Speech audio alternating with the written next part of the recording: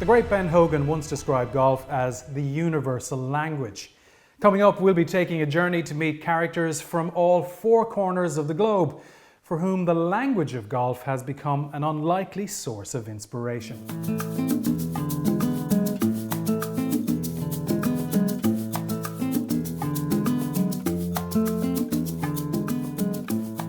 Next on the tee from Chile, please welcome Joaquín Niemann. After a red-hot start to the 2021 season, the golfing world is sitting up and taking notice of Joaquín Niemann. Hailing from Santiago, Chile, the 22-year-old is among a select group of South Americans to have won on the PGA Tour and looks set for a very bright future. Joaquín, great to have you on CNN's Living Golf. It's been a whirlwind 3 years for you as a professional, but can you take us back to your earliest memories of golf at home in Santiago? I started playing when I was probably around 3 years old. My dad used to play like just for fun, like hobby, like all the weekend, and I go with him. I walk with him, and I always carry like one club, and I was playing around, just walking with the club, swinging all over the place.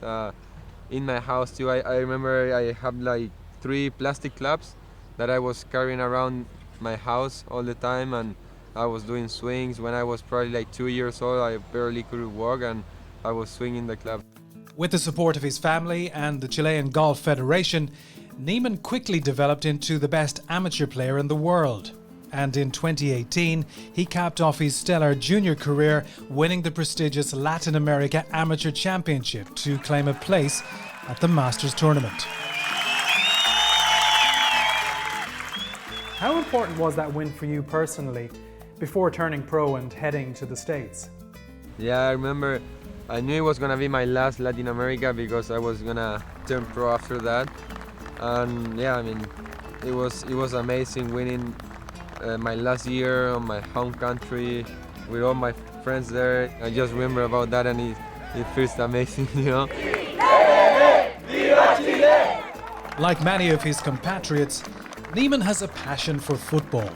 And whilst the national sport still reigns supreme in Chile, golf is beginning to flourish.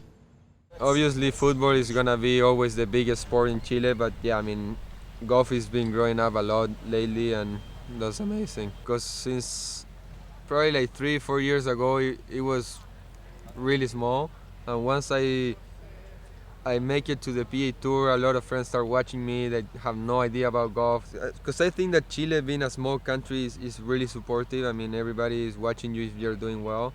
You know, it's been amazing. Every time I go back to Chile, I saw small kids like talking to me like, hey, you're amazing, I love watching you, and all that stuff is super nice when I go back. Whilst trips to Chile have been few and far between during the pandemic, home has never been far from Niemann's mind, particularly since autumn of last year. Yeah, so one of my cousins was born in October, and yeah, at the beginning was amazing, and probably a couple of weeks after we find out that he was having a really rare disease. Hello everyone, here I'm with Rafita. I just want to say thank you for all the support. Niemann's cousin Rafita had been diagnosed with spinal muscular atrophy, or SMA, a rare neuromuscular disease that can lead to muscle wastage and respiratory failure. The beginning it was a little shocking. I mean, we didn't know what was it because we have no idea about that disease. And during the time we figured out that it was bad, so we started getting really worried about it and a little desperate. Rafita required a one-time intravenous shot of medicine, which must be administered within the first 100 days of a child's life.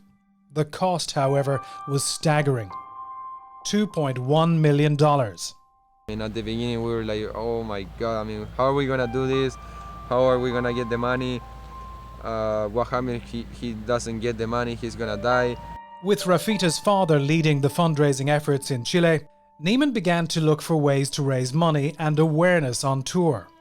He began by donating $5,000 per birdie and $10,000 per eagle at events, as well as his share of the purse. Soon many tour stars had donated to the cause and could be seen wearing white ribbons on their caps in support.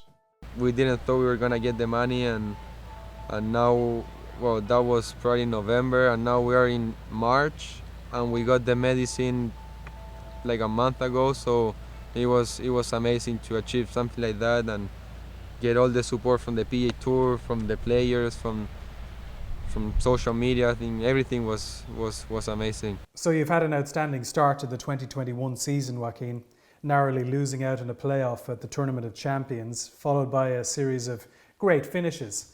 So how close are you to picking up a second PGA Tour win, do you think? It's not easy. I mean, I remember playing junior golf. You can get used to it, maybe winning 4 or 5, maybe, I don't know, 10 times a year. And now being out here, and sometimes you're happy with a top 10 and you're like, what? I mean, it's super hard. There are plenty of big events on the horizon now this year. I'm wondering if the Olympics and representing Chile on that stage is one that you're focusing on and targeting this year. And the Olympics, for me, being from Chile, I think is big. I mean, I don't think everybody in golf look at Olympics the way I think I do. For me, for being a small country, for Chile, I think it's huge. And yeah, I mean, having the opportunity to play on the Olympics and being able to win a gold medal, it would be a dream come true for me and for my country. We don't have many of those, so yeah.